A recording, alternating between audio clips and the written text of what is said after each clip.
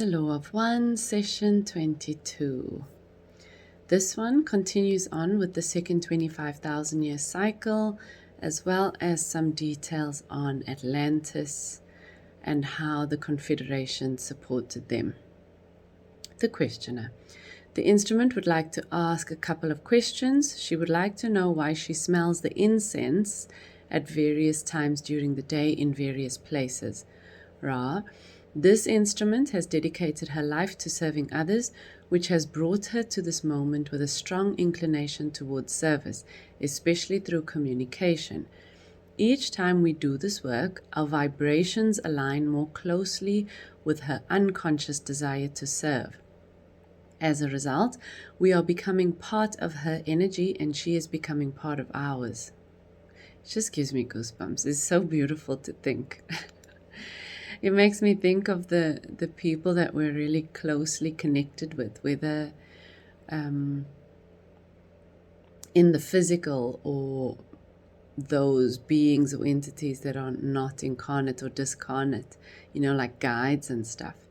How we feel them when you become, I guess, sensitive enough. How you sometimes hear them, sometimes feel what they're feeling, especially if they're incarnate. I'm thinking specifically about a current experience that I'm having, feeling deeply connected to another physically incarnate entity or soul or being, and all that is shared between us energetically. It's very beautiful. This happens deep in the unconscious mind at a level you might call cosmic. She is not consciously aware of this gradual alignment. However, as the dedication to service continues and the work persists, symbolic signals are sent from the unconscious. Goodness gracious, I am having a serious response on the right side of my body energetically right now as I read those words. It's actually making me feel a little emotional. This is very odd, as I don't think I've had such a response or reaction, especially emotionally, while reading this work. Because she has a very keen sense of smell, these signals are perceived as odors. Wow, it's quite overwhelming. Okay, the questioner. Secondly, she would like to know why she feels more healthy now. After she does these sessions, she's generally feeling more healthy as time goes on. Ra. This is a matter of the entity's free will. For many years, she has recited a specific prayer before opening to communication. Initially, this prayer was a part of the conscious mind and was helpful, but not as effective as when it is directed into the unconscious mind, where it influences the communication from the spiritual complex more deeply. Additionally, through this work, she has started to accept certain limitations she had imposed on herself to prepare for the services she now provides. This acceptance also helps realign the physical distortions related to pain. Sorry, I'm still feeling all of that stuff from the previous question and answer. But in relation to this, when I went through my first awakening, it was pretty phenomenal through, I'm not sure if this is what he means, but through the deep acceptance of my physical vessel. If you remember from, I think it's session 4, 5, and 6, specifically 5, about healing or becoming a healer, he talks about how to become a healer. One of the steps is to accept the self as it is and all its limitations, everything as you are. And as you do so, things start to shift as you become closer in alignment with the eighth or the octave, as he calls it.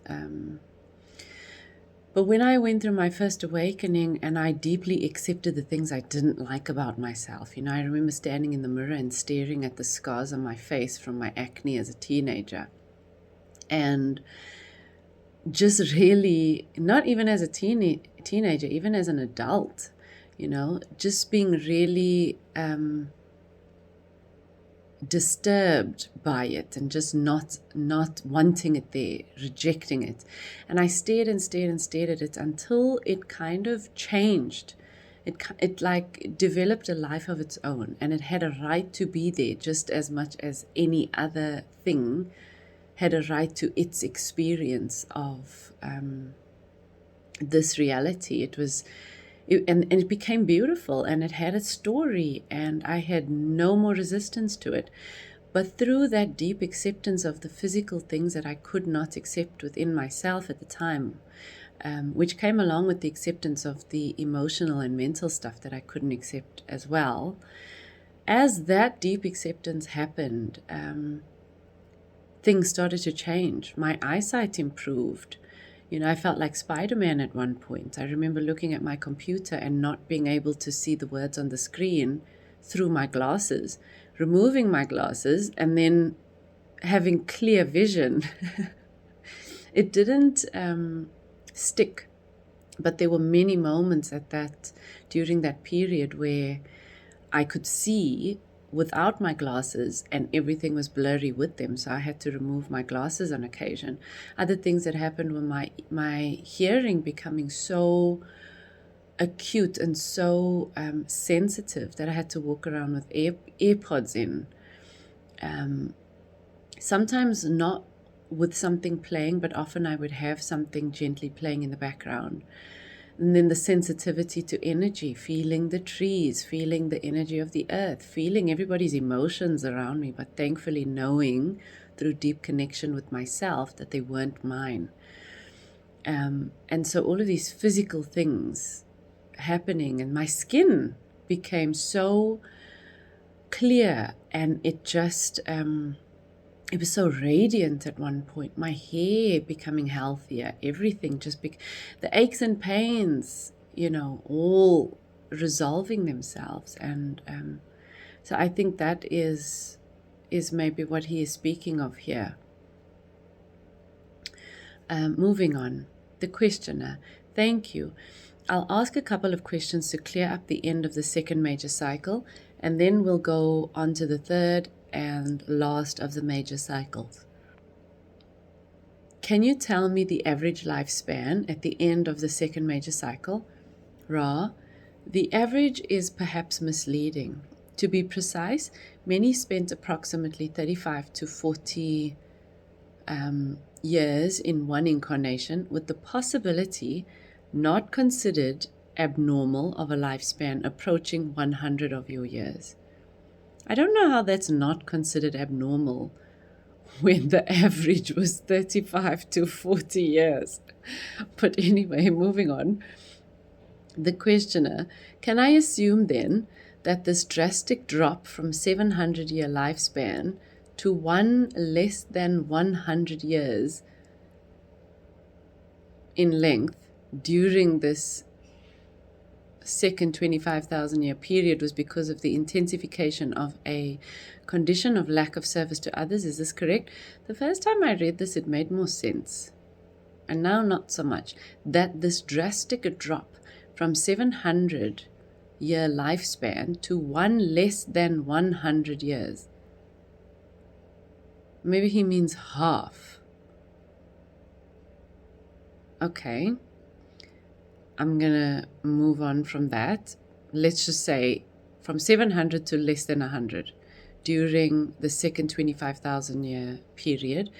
Ra, by the end of the second cycle, the law of responsibility started to take effect. Entities were becoming better at understanding the lessons of this density. They found many ways to show aggressive behavior, both as groups and individuals. Barter was often replaced by money, and the idea of ownership became more important than not owning things. Entities were given me. I think I cannot focus clearly right now because this energy is still very intensely on the right side of my head and all the way down the right side of my body. So I'm a little hazy, but I'm going to continue to move through this session and decide at the end whether I will record it again or post it. Entities were given many subtle ways to show either service to others or service to self, often by manipulating others. As they understood these lessons of sharing, giving, and receiving in gratitude, they could choose to ignore them. Because they were not showing the results of these lessons, their lifespan shortened, as they were not accepting the ways of honor and duty. I will come to a little sharing around this. I'll continue with the questioning and the answering, but there's something specific that I would like to share with you guys about this from Dolores Cannon's work. The questioner: would the shortened lifespan help the entity in any way, in that he would have more times to, or chances maybe, in between incarnations to review his mistakes, or would this shortened lifespan hinder him? Ra says both are correct. The shortening of the lifespan is a distortion of the law of one, which suggests that an entity not receive more experience in more intensity than it may bear. This is only in effect upon an individual level and does not hold sway over planetary or social complexes. Thus, the shortened lifespan is due to the necessity for removing an entity from the intensity of experience which ensues when wisdom and love are, having been rejected, reflected back into the consciousness of the Creator without being accepted as part of the self.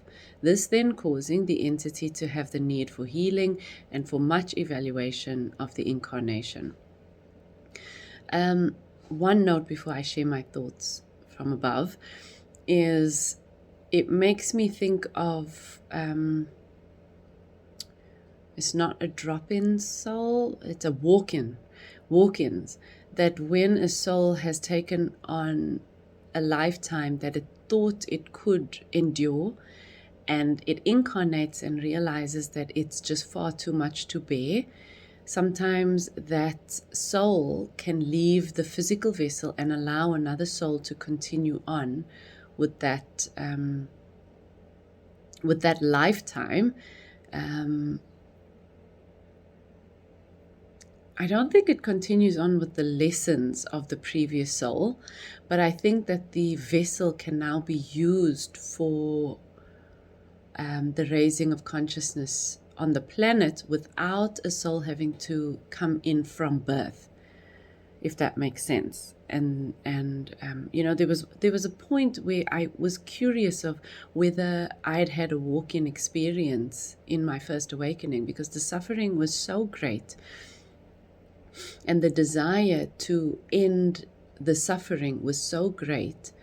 And when that awakening happened, it was such a quick shift from the experience of suffering and the desire to end my life at the point, to the experience of awakening and unity consciousness, that later on, when I came across the concept of walk-in souls, I wondered, is it possible that could be what had happened, because I did not relate or connect to the experiences of the one who was suffering, the ego that was going through that suffering.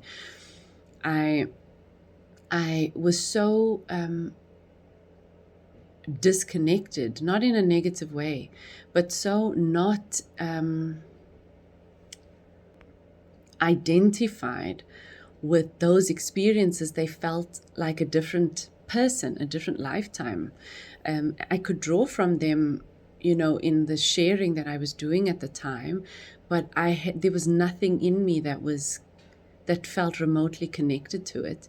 However, going through the contraction in consciousness that I went through after that period, about a year and a half later, I could see that there was still the experience of the ego from before the awakening that had things that it needed to learn and process. And so my thought that it could have been a walk-in dissolved. However, maybe the transcendence was so great that it felt like that. But now I can feel that the same consciousness, or not consciousness, the same ego that it was learning those lessons of the past is now having to resolve lessons from childhood or experiences from childhood. But yeah, so my thoughts on the above points were that in Dolores Cannon's Convoluted Universe books, there is a man who came to her sessions and who came to her, sorry, I'm still a little discombobulated, who came to her and asked why he had the experience some years back of being in an alleyway and being beat up to near death, being hospitalized for a couple of weeks, I believe, why that experience had to happen. Why such an intense, awful experience? What was the point of it? And the higher self explained during the session, the QHHT session, that was the final opportunity for him to come back to the path that was intended by the soul. That they kept trying to give him opportunities to learn. They kept trying to give him opportunities to come back to the purpose of that incarnation, but he wasn't taking them. And the soul had decided that that would be the final opportunity before exiting that physical incarnation and coming back into a new incarnation to try again. In other words, die and be reborn into a new vessel to try and to try and come back in alignment with those lessons, to try learn the things that it had intended to learn. And so it makes me think of people, or one of the reasons for why people might die young in the present day is that maybe the soul had given so many opportunities to come back into alignment that is the final opportunity, and it decides, okay, this is becoming a waste of time. Let me exit and come back again and try to do this again. So though in Dolores's books, she does talk about different reasons for why people may die young, but that was one of them that really stuck, was how many opportunities are you being given to learn this lesson, and how many times are you denying the opportunities? So I sort of understand what Ra is saying here, that it doesn't make sense to live the full 80 years when the first 30 or 40 of them are so far off the path that it's just becoming a waste. You might as well just exit and try again. Very objectively, without emotion. Ra continues to say, the incorrectness lies in the truth that, given appropriate circumstances, a much longer incarnation in your space-time continuum is very helpful for continuing this intensive work until conclusions have been reached through the catalytic process. So maybe like 800 years then, 700 years. So that this deep pain that we experience, or the intensity of these lessons that maybe is experienced by us as pain, has an opportunity to be learned from, rather than just being a painful experience without the opportunity to shift out of that. It makes me think of like having 3 months of intensity next to a 35-year lifetime, as or next, or 1 year of intensity next to an 80-year lifetime to process and understand it and transmute, as opposed to 30 years of intensity next to a 500-year lifetime. The questioner, you spoke of the South American group that was harvestable at the end of the second cycle. How long was their average lifespan at the end of the second cycle? Ra, the isolated group had achieved lifespan stretching upwards towards 900 years. The questioner, then I'm assuming the planetary action that we're experiencing now, which shortens, it seems, all lifespans here, was not strong enough at that time to affect them and shorten their lifespan regardless. Is this correct? Ra, this is correct. It is well to remember that at that nexus in space-time, great isolation was possible. Questioner, about how many people populated the Earth totally at that time, that is, incarnated in the physical at any one time? Ra, I am assuming that you intend to query regarding the number of incarnate mind-body-spirit complexes at the end of the second major cycle, this number being approximately 345,000 entities. Questioner, approximately how many were harvestable out of the total number? Ra, 150 entities were harvestable. Questioner, that's a very small number. Then, as the next cycle started, are these the entities then that stayed to work on the planet? Ra, these entities were visited by the Confederation and became desirous of remaining in order to aid the planetary consciousness. This is correct. Questioner, what type of visit did the Confederation make to this group of 150 entities? Ra, a light being appeared, bearing that which may be called a shield of light. It spoke of the oneness and infinity of all creation and of those things which await those ready for harvest. It described in golden words the beauties of love as lived. It then allowed a telepathic linkage to progressively show those who were interested the plight of third density when seen as a planetary complex. It then left. Questioner, and did all of these entities then decide to stay and help during the next 25,000 year cycle? Ra, correct. As a group they stayed. There were those peripherally associated with this culture which did not stay. However, they were not able to be harvested either, and so, beginning at the very highest of the sub-octaves of third density, repeated this density. Many of those who have been of a loving nature are not wanderers, but those of this particular origin of second cycle. The questioner, are all of these entities still with us? Ra, the entities repeating the third density major cycle have in some few cases been able to leave. These entities have chosen to join their brothers and sisters, as you would call these entities. Questioner, were any of these entities names that we know from our historical past that have appeared as incarnated beings we find in our history? Ra, the one known as Saint Augustine, Saint Teresa, Saint Francis of Assisi, were of such nature. These entities, being of monastic background, as you would call it, found incarnation in the same type of ambience appropriate for further learning. Questioner, well, then as the cycle terminated 25,000 years ago, what was the reaction of the Confederation to the lack of harvest? Ra, we became concerned. Questioner, was any action taken immediately or did you wait for a call?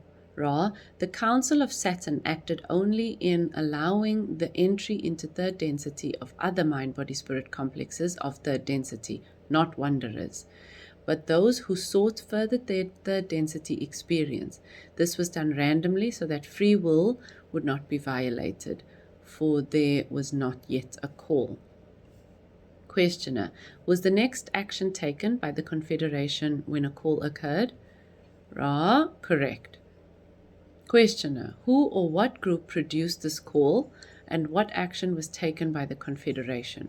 Ra, the calling was that of Atlanteans. This calling was for what you would call understanding with the distortion toward helping others. The action taken is that which you take part in at this time, the impression of information through channels, as you would call them. So channeling, through channeling. Questioner, was this first calling then at a time before Atlantis became technologically advanced? Ra, this is basically correct. Questioner, then did the technological advancement of Atlantis come because of this call? I'm assuming the call was answered to bring them the law of one and the law of love as a distortion of the law of one. But did they also then get technological information that caused them to grow into such a highly technological society? Ra, not at first. At about the same time as we first appeared in the skies over Egypt and continuing thereafter, other entities of the Confederation appeared unto Atlanteans who had reached a level of philosophical understanding, as we misuse this word, which was consonant with communication to encourage and inspire studies in the mystery of unity. However, requests being made for healing and other understandings, information was passed having to do with crystals and the building of pyramids as well as temples, as you would call them, which were associated with training. Questioner: was this training the same type of initiatory training that was done with the Egyptians? Ra, this training was different in that the social complex was more sophisticated and less contradictory and barbarous in its ways of thinking. Therefore, the temples were temples of learning rather than the attempt being made to totally separate and put upon a pedestal the healers. Questioner: then were there what we would call priests trained in these temples? Ra, you would not call them priests in the sense of celibacy, of obedience, and of poverty. They were priests in the sense of those devoted to learning. The difficulties became apparent as those trained in this learning began to attempt to use crystal powers for those things other than healing, as they were involved not only with learning but became involved with what you would call the governmental structure. Questioner: this energy is still with me from the beginning of the session, by the way. It is fully in my throat. My body feels stiff, like I can barely actually move and open my mouth widely enough to get these words clearly out. But nonetheless, we're almost at the end, and I've decided that I'm going to post this as it is.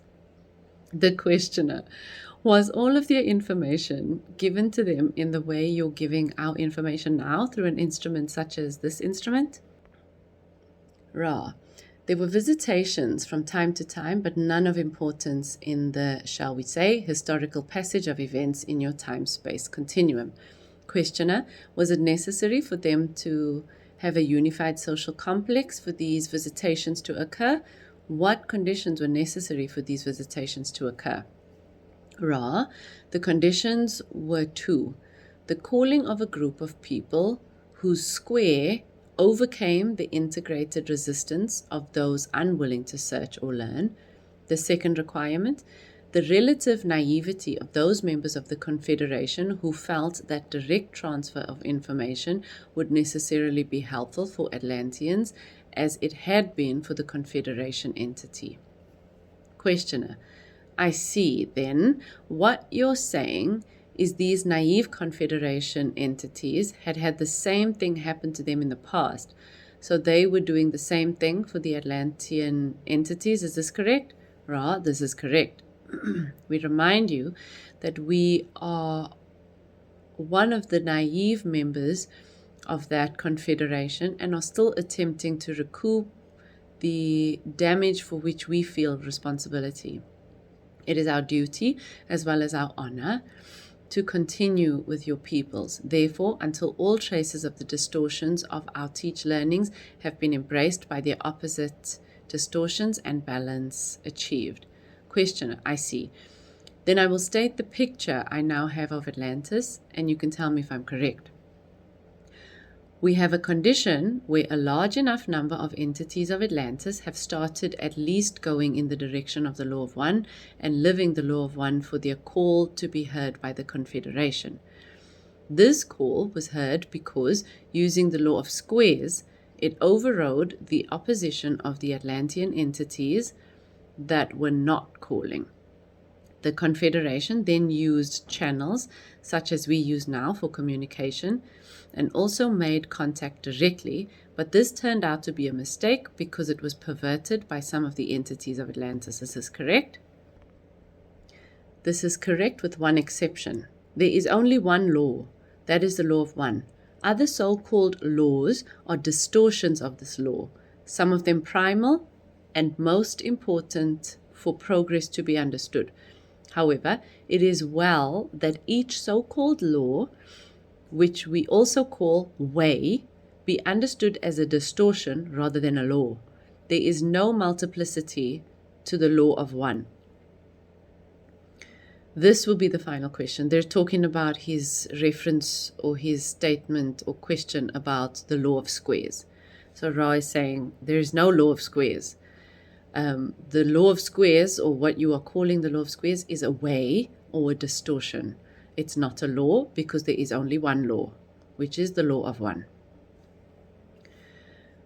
If you have any final question, please ask it now. Ra, could you give me an average lifespan of the Atlantean population? Ra, the average lifespan, as we have said, is misleading. The Atlanteans were, in the early part of their cultural experience, used to lifespans from 70 to 140 years approximately. Due to increasing desire for power, the lifespan decreased rapidly in the later stages of the civilization, and thus the healing and rejuvenating information was requested. And that brings us to the end of session 22. I will see you guys in session 23, where maybe they will be ready to go on to the third major cycle. Have a very cool one. See you guys soon.